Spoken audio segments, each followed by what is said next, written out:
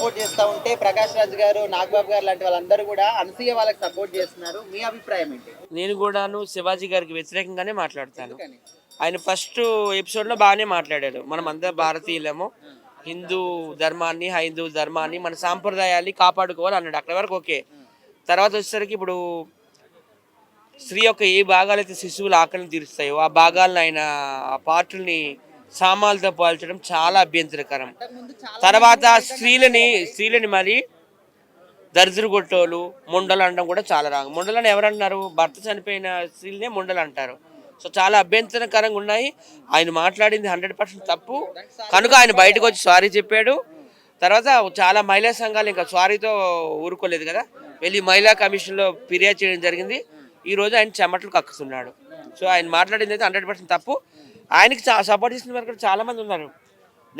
ఎన్నో నేషనల్ అవార్డులు అందుకున్న ప్రకాష్ రాజ్ కూడా శివాజీతో తప్పు అనడం జరిగింది. నాగబాబు గారు అంటే ఆయన ఏమైనా చిన్న వ్యక్తి?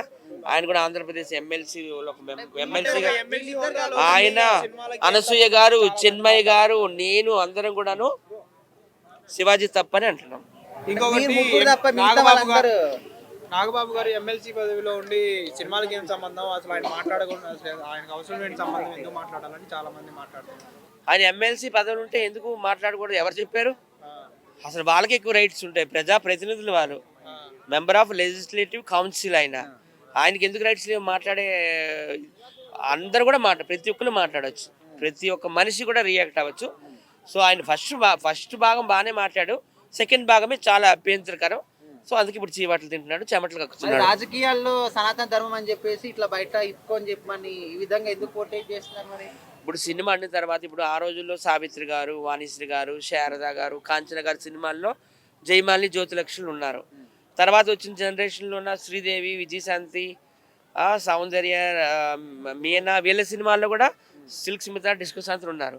ఇప్పుడు ఈ నయనతార, త్రిష, అనుష్క, సమంత ఈ జనరేషన్లో కూడా సన్నీ లియోన్లు, మమైత్ ఖాన్ ఉన్నారు.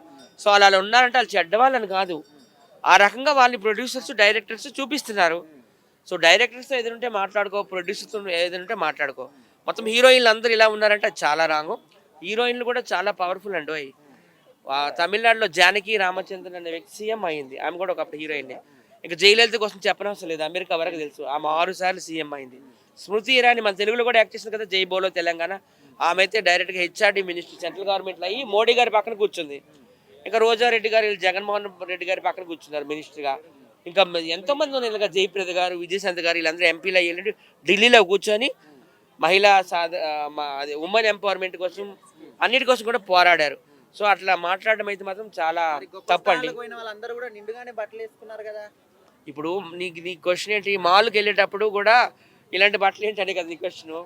మాల్కి వెళ్ళేటప్పుడు కూడా 25 లక్షలు 50 లక్షలు తీసుకుంటారు. 25 లక్షలు 50 లక్షలు తీసుకునేటప్పుడు వాళ్ళు ఎట్లా చెప్తే వీళ్ళు అప్పుడు వినాలి. వీళ్ళు ముందే ఫోటోలు పంపిస్తారు. నీ క్వశ్చన్ ఆన్సర్ చెప్తున్నా విను. మొన్న ఒకటి అరబిక్ రెస్టారెంట్ ఓపెనింగ్ అయింది. ఎక్కడ? మాదాపూర్లో. దానికి ఉప్పల బాలని నన్ను కూడా పిలిచారు గెస్టులుగా.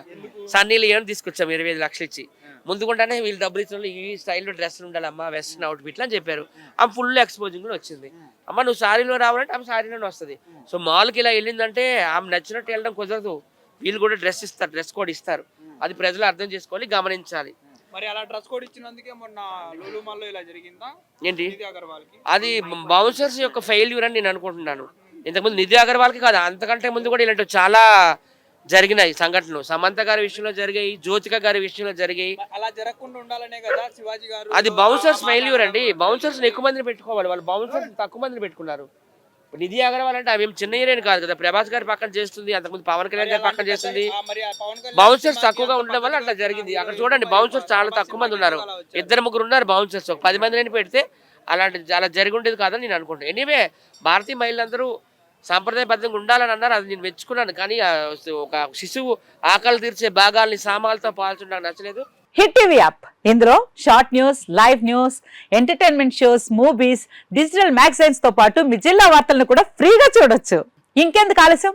వెంటనే హిట్ టీవీ యాప్ ని డౌన్లోడ్ చేసుకుని ఫ్రీగా ఎంటర్టైన్మెంట్ పొందండి. Hit TV app. Hit TV app. Please download hit TV app. Hit TV app ని ఫ్రీగా డౌన్లోడ్ చేసుకుని ఎంజాయ్ చేయండి. మీకు నచ్చిన ఎంటర్టైన్మెంట్ కోసం హిట్ టీవీ యాప్ ని ఫ్రీగా డౌన్లోడ్ చేసుకుని ఎంజాయ్ చేయండి. హిట్ టీవీ యాప్ని డౌన్లోడ్ చేసుకుని ఆస్వాదించండి, ఆశీర్వదించండి. ఇంతమంది సెలబ్రిటీలు హిట్ టీవీ యాప్ ని డౌన్లోడ్ చేసుకోండి అని చెప్తున్నారంటే ఎంత మంచి యాప్ ఆలోచించండి.